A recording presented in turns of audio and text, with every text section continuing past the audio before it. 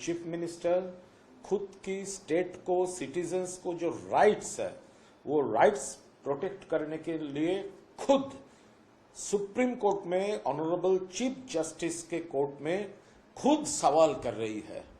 ये एक हिस्ट्री बन गया।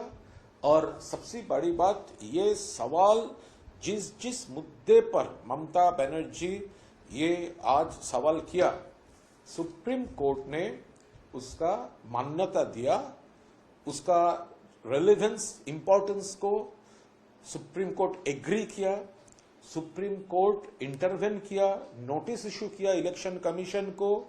और ये लॉजिकल डिस्क्रिपेंसी के नाम पे जो हैरासमेंट हो रहा है वो नहीं होना चाहिए। हर एक लीगल वोटर्स को वोटर लिस्ट में रहना चाहिए।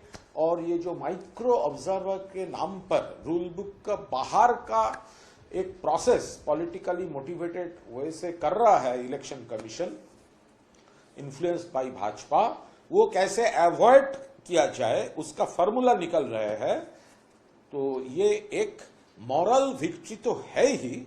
और ये जो ममता जी का करिश्मा है, फाइटिंग स्पिरिट है, वो पब्लिक का राइट के लिए, पब्लिक का अधिकार के लिए कितना दूर तक जा सकती है, आज पूरा देश ने और एक बार पूरा देख लिया।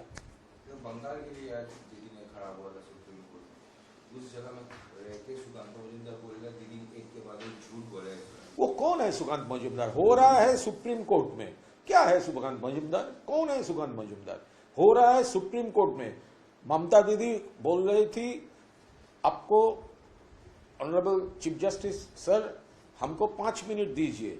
चीफ जस्टिस और सुप्रीम कोर्ट बोल रहा है आप 15 मिनट्स बोलिए। तो कौन है सुकांत मजुमदार?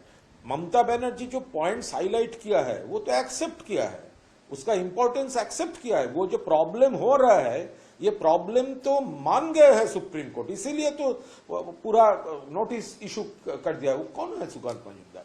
उन्होंने ये भी कहा दूसरा राज्य में जब आधार कार्ड एक्सेप्ट किया जा रहा है, दूसरा स्टेट में जिस तरह एसआईआर हो रहा है, बंगाल के लिए स्पेशल कुछ डिस्टर्बिंग काम ये इलेक्शन कमीशन कर रहा है। वो 1, 2, 3 करके ममता बनर्जी एक्सपोज कर दिया है।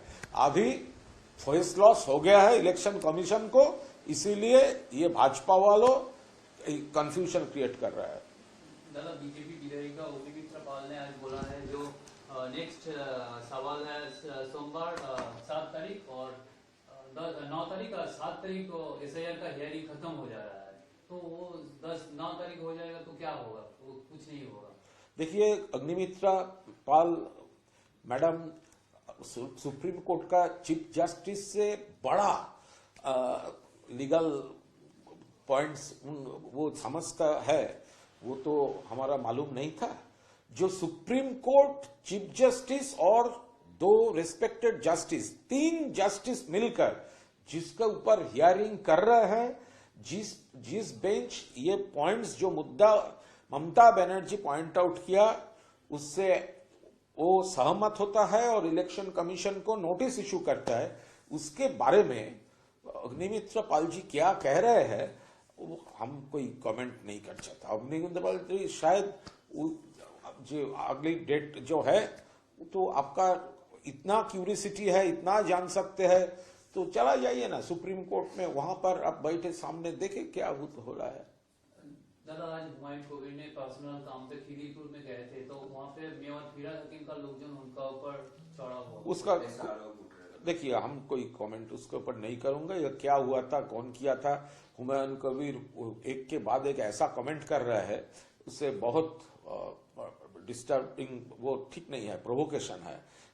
वो सोसाइटी को हम लोग क्या चाहते हैं, डेवलपमेंट चाहते हैं, यूनिटी चाहते हैं, हम लोग चाहते हैं कम्युनल हार्मोनी, लेकिन वो लोग ऐसा लोगों के साथ ऐसा बात कर रहे हैं तो प्रोवोक कर रहे हैं। इसलिए किधर क्या हुआ हमारा नहीं मालूम, वो जो लोग वहां पर थे वो बोल सकते हैं।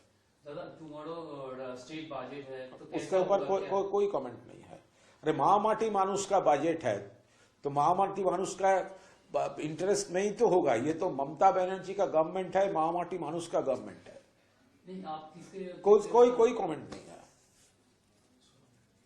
ओके।